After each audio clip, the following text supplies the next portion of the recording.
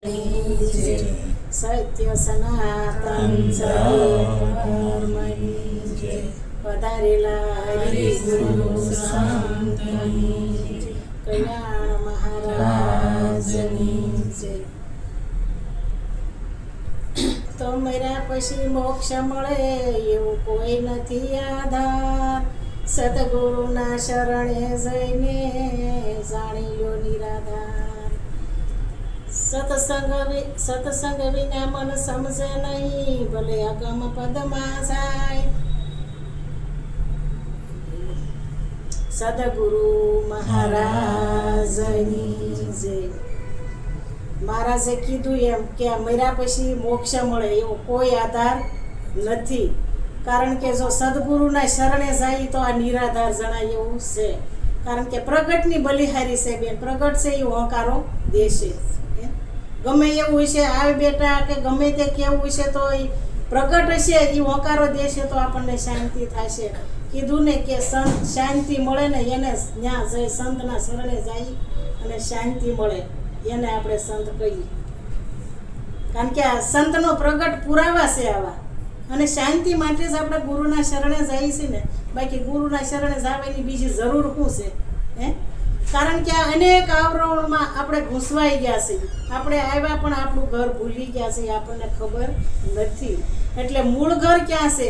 તો એ મૂળ ઘર આપણને આપણા સદગુરુ બતાવે કે તારી અંદર જે નિરાધાર છે એને તું જાણી લે, આમાં તારું કશું નથી. અને આપણી દોડ ક્યાં છે? કાચા સામે. તો કાચાથી કાંઈ આ પાર આવે એવું નથી. પણ જો આ પૂરણ પુરુષ મળી જાય ને તો આ સ્થિર થઈને થાણે બેસી એવું છે. આગળ મહારાજે કીધું કે શેર લોટના કારણે તું કરમ ખોટા બાંધે છો પણ યા નથી ખબર એટલે. બાકી ખાવા તો કેટલું આપણે જોવે છે બેન, બે રોટલી ને કદાચ અનેક રૂપિયો હોય તો ખાવાની તો ઘઉંની રોટલી જ એને છે. અને કદાચ ગરીબ હશે તો એને પણ બે રોટલી જ ખાવાની છે. એટલે કીધું આ સંતોએ કે તું આવ્યો પણ તે જાણ્યો નહીં આ મનુષ્ય દેહનો મરમ.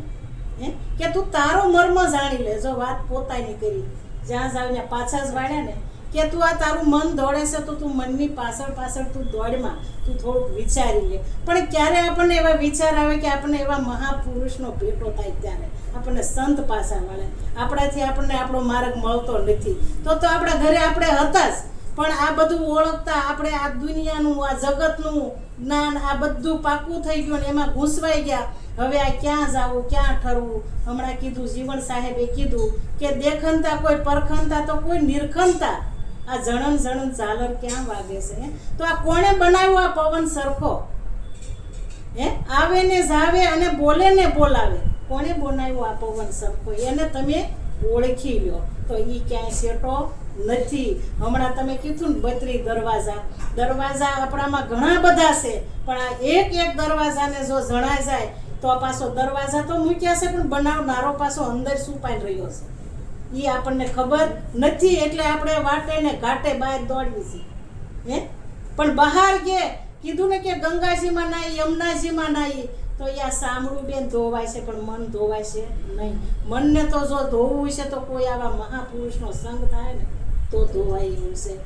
કીધું ને કે ચેતન દેવને ઓળખે નહીં અને પથરે કૂટે છે માથા બાપુ. પણ જો કોઈ પૂરણ પુરુષ મળી જાય ને તો પ્રભુ તેને નથી આઘા. કારણ કે એક ઈશારાની જરૂર છે. પણ ઈશારો ક્યારે લાગે કે ફોળી આ પૂરેપૂરો બતાવી દે અને પછી જ્યાં આવે ને એમ કે બસ આ તું પોતે છે. પણ એના માટે સમર્પણ સદગુરુને શરણે થવું પડે ને એવા કોઈ આપણને ગુરુ મળે ને ત્યારે આ આપણને ઘર મળે એવું છે. આ જ્યાં ત્યાં મળે એવું નથી. ભજન, સત્સંગ, કીર્તન, યાત્રા, હવન બધું જ થાય છે. આપણને ક્યાંય શાંતિ થઈ કરી. હમણાં તમે બેન કહેતા હતા કે આમ બીક લાગે, ડર લાગે, ભાર લાગે છે.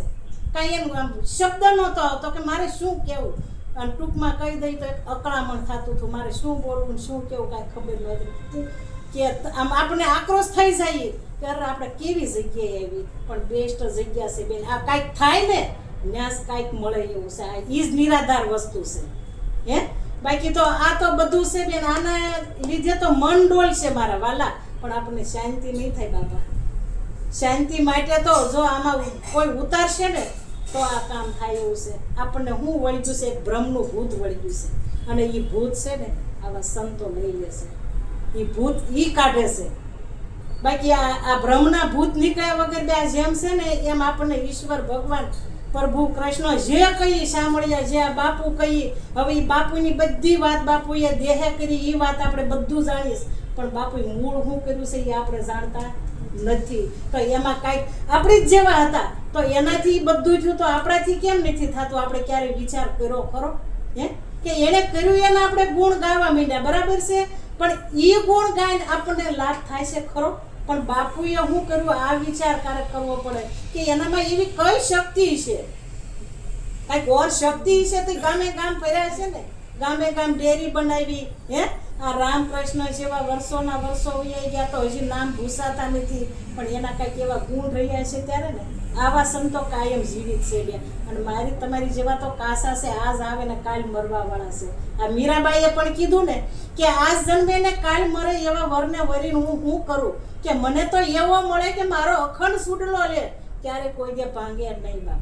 એ અખંડ વરને જે વરી ગયા એ ક્યારેય જન્મતા નથી, એ મરતા નથી બેન. તો મરે છે ને જન્મે છે ને તો આ દેહ મરે છે, તો આ એની અંદર છે કોણ? આ ઈ આપણે જાણવાનો છે કે આ કોણ, આ બધી રચના કોણ કરી રહ્યું છે. હવે એ બધાના આપણે ગુણ ગાઈ મહાપુરુષોના, તો આપણી જેમ દેહથી જતા કે તો દેહથી કોઈ રહ્યા ખરા, પણ એના નામ અમર રહ્યા ને. અમારા તમારા ઘણા પેઢીમાં વૈયા ગયા છે બાપ દાદાઓ, આપણને કોઈના નામ યાદ આમાં આવે છે ખરા? કેવા લોકોને યાદ કરે છે? કાંઈક જગતના કાર્ય એ કરીને ગયા, કાંઈક એનું કાંઈક એ મેળવીને ગયા છે. હવે એ નામ કદાચ રામકૃષ્ણ જેવાના ભૂંસવા હોય તો કોઈ ભૂંસી શકે ખરા? આ ઈ શક્તિ આપણા બધામાં આપી છે, પણ આપણને જો કોઈ એવા સદગુરુનો બેન ભેટો થાય ને તો આપણને જેમ છે ને એમાં સમજાય એવું છે. બાકી વાંચવા મળશે, સાંભળવા મળશે, પણ આ કાસો મનવો જ્યાં સુધી જલસા કરશે ને બેન ત્યાં સુધી જેમ છે એમ આમાંથી આપણી ઉર્મી જાગશે નહીં વાલા. ઉર્મી જગાવવા માટે કે હું કોણ છું, આ દુનિયામાં આવ્યા તો કાંઈક આપણે આ તો વિચાર કરવો પડે ક્યાંથી આવ્યો ને ક્યાં જવાનો. આ બધાને જન્માય બધાને મરવાની જ બીક છે ને કે હા આમ કાંઈક થઈ જાય તો, કોઈ આમ થઈ જાય તો, આપણે ક્યાંક જઈને આવવામાં બેસી તો આપણે કેટલો સંકોચ થાય છે, ધ્રુજારી આપણને આવી જાય છે. કોઈની ધ્રુજારી બેન? આ બધા એની અંદર પરમાત્મા એક જ છે, બાપ કોનાથી પીવાનું છે? આ સત્સંગ છે. ગંગા સતીબાઈ કીધું છે ને કે તમે આવો અને આમાં ભળી જાવ બાપ. અને આ ભળવાની વાત છે, આ એક તરંગ છૂટું પડ્યું છે, છૂટું પડ્યું ને એક આ ઘાટ થયો એટલે આપણને એમ થાય કે આપણને કોઈ આમ કહે છે, કોઈ આમ, કોઈને કોઈ ન કહે હો બેન, કોઈને કાંઈ ન કહે, અને કોઈ કાંઈ કહે અને આવી બીક લાગે ને ત્યાં તો હું એમ કહું ઊભું નહીં રહેવાનું. અને જો આવા મહાપુરુષોનો સંગ મળે ને તો ત્યાંથી પછી આઘું ન ખસવું મહારાજ. કારણ કે આપણને શાંતિ ક્યાં થાય છે ને એ આપણે પુરાવો લેવાનો. સદગુરુ તમને આપ્યું છે બધાને, તો આ બધા નામ દાખલ થયા છે, તો બધા બીજા જે અજ્ઞાનતામાં ગયા એ બધા નામ 84માં છે, એ કોઈના નામ ગયા નથી. એ સત્યને નામ ભળી ગયું છે, એના નામ દાખલ થયા. સત્યને પરિવર્તન, આ જીવ ચેતન છે, સતમાં ભળી ગયો એટલે નામ જગતમાં રહી જવાના છે. એટલે આમાં સત વસ્તુ છે શું? તમારું ચેતન અને ક્યાંય સેટું નથી બેન. તમારામાં ઈ તો એની વિનાની જગ્યા ખાલી જ નથી, આપણા એકમાં જ નથી હો બેન, પણ આપણી આગળ અંધકાર છે, આપણી આગળ અજ્ઞાન છે, એટલે આપણને જેમ છે ને એમ માર્ગ આપણને મળતો નથી. જો આપણને માર્ગ મળી જાય તો જેમ સેમ વસ્તુ દેખાઈ જાય એમ જ છે. ગીતાજીમાં કૃષ્ણ ભગવાને કીધું છે ને કે મારા વિના હોયના નાકા જેટલી જગ્યા ખાલી નથી, હું કણ કણમાં છું. તો હવે કણ કણમાં હોય તો આપણને ક્યાંક ક્યાંક બીક લાગે છે, તો ત્યાં ન હોય તો બીક લાગે ને, તો પછી ગીતાજી ખોટી પડે તો ઈ ખોટી કે આપણે ખોટા? આપણે ખોટા વિચારવું પડે એવું છે કે તો એમાં કે નહીં. વર્ષો વી ગયા તો જ્યાં પુરાવા સત્ય છે અને સત્ય રહેશે, પણ આના ઉપર આપણે વિચાર કરવો પડે એમ છે કે આપણે ક્યાંક ભૂલ તો થાય છે કે હજી આપણે ઠર્યા નથી, હજી આપણે બેઠા નથી, કારણ કે આપણને ઘર નથી મળ્યું બેન. ઘર મળે કારણ કે ઘર સત્ય ઘર ગોતવા હાટું થઈ છે, આ બધી મહેનત છે ને બેન. પણ જેણે ઘર જોયું હોય એ દેખાડે, જોયું હોય એ દેખાડે. હજી જો ફાંફાસ મારતા હોય તો એ આપણને શું બતાવવાના છે બેન?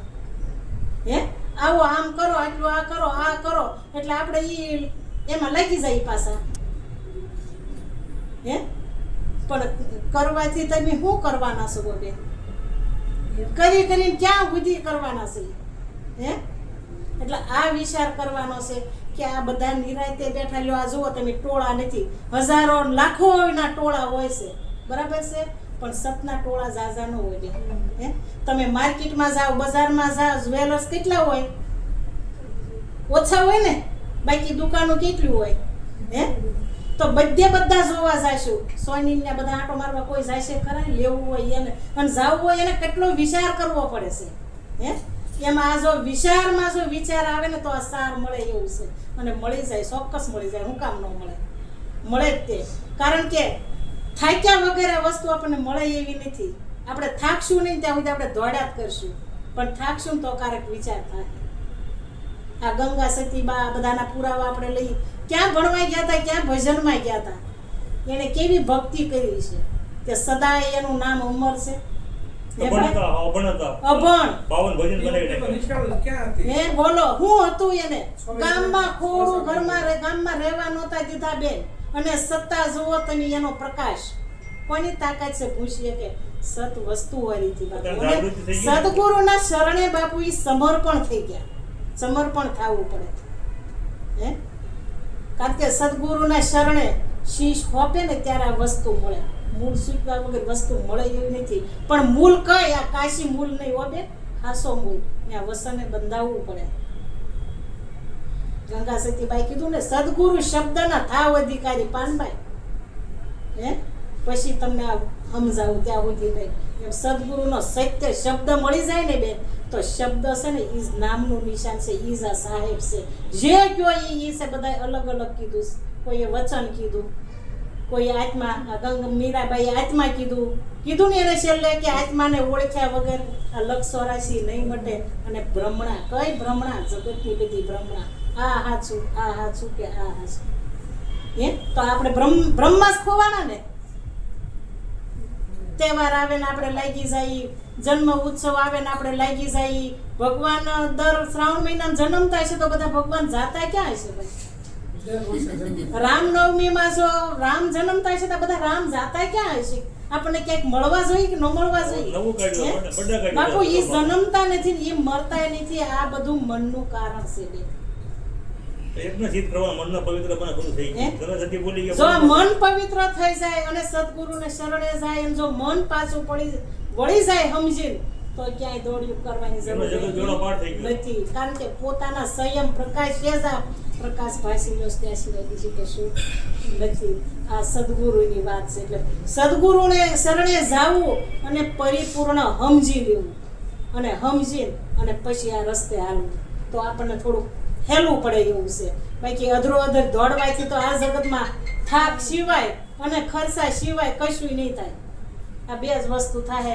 પણ આ વહેલો મોડો એમ હાથમાં નહીં આવે. એટલે જેમ છે એમ સમજવું તો પડશે. એક સત્ય સમજણ મળી જાય તો આપણને સત્ય માર્ગ મળી જાય. આટલું કઈ વાણીને વિદાય કરું. સદગુરુ મહારાજની જય.